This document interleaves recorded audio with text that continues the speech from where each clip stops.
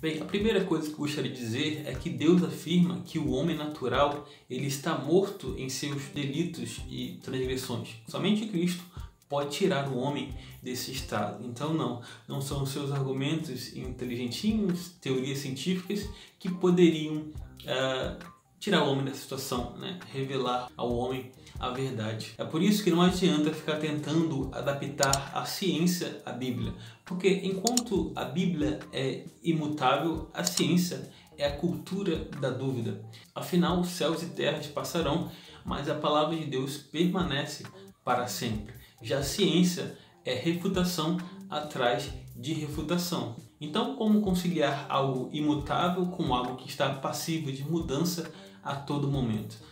Aliás, sinto dizer, mas aqueles que tentam fazer isso, eles não vão conseguir, porque o homem ele sempre vai negar as coisas de Deus. Não são com argumentos inteligentinhos que nós vamos conseguir convencer esse homem sobre as coisas de Deus. Ao mesmo tempo, você tentar conciliar uma teoria como o evolucionismo, como o criacionismo bíblico, é algo absurdo, e eu vou explicar com pelo menos 4 pontos nesse vídeo. Então, voltando ao título do vídeo, teria Deus criado a evolução? A resposta é não. Os evolucionistas acreditam que nós estamos em uma constante evolução, de modo que nós, daqui a alguns zilhões de anos, estaríamos muito mais evoluídos, muito melhores do que nós somos hoje. Exemplo de um filme que ilustra bem é o Planeta dos Macacos, principalmente o da década de 70. Ele estabelece que uma raça de macacos evoluíram, enquanto a raça de humanos regrediu de forma que eles pararam até mesmo de falar. Mas o que poucos comentam é que há ainda uma terceira classe de seres humanos que pararam de falar, mas não porque regrediram, sim porque evoluíram, de modo que agora eles começam a se comunicar telepaticamente. Então, os evolucionistas basicamente acreditam que seria possível nós evoluirmos a esse ponto até adquirir, de certa forma, o que nós consideramos hoje serem superpoderes.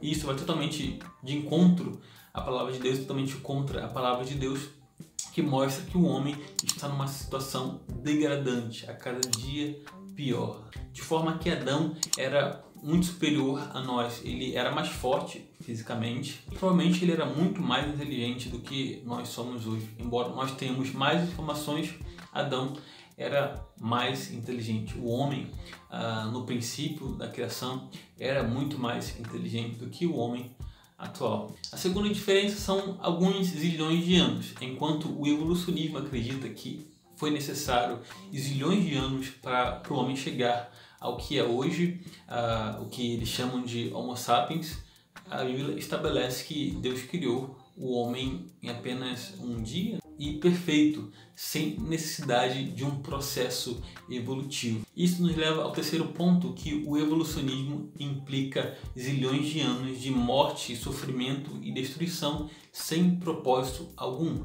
É assim porque é assim. Já o criacionismo, ele estabelece que a morte entrou no mundo a partir de Adão, né? A partir do pecado. E assim como a morte entrou por um homem, ela sairá por apenas um homem também.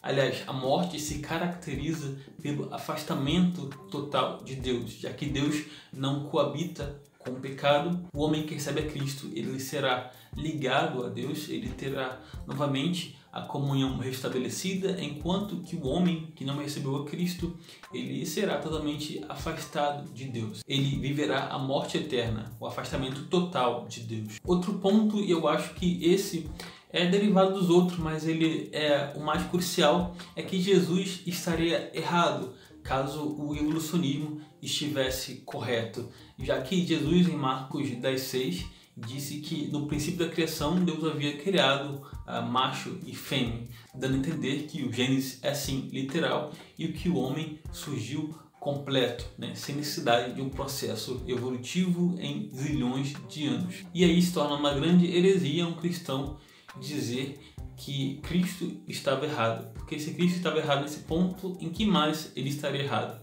Talvez ele não fosse o caminho, a verdade e a vida, e talvez ele não poderia cumprir o que ele diz, que é fornecer a salvação àquele que crê. Então, conciliar o criacionismo ao evolucionismo é uma coisa basicamente impensada por vários motivos que eu coloquei nesse vídeo aqui e outros ainda que eu não coloquei, pois tudo que é fato na ciência corrobora com a palavra de Deus. Mas a parte duvidosa na ciência, a parte de hipóteses e teorias, essas sim podem não concordar com a palavra de Deus. Isso é perfeitamente normal, né? E o homem natural, ele sempre vai fugir. Carl Sagan era um grande exemplo disso.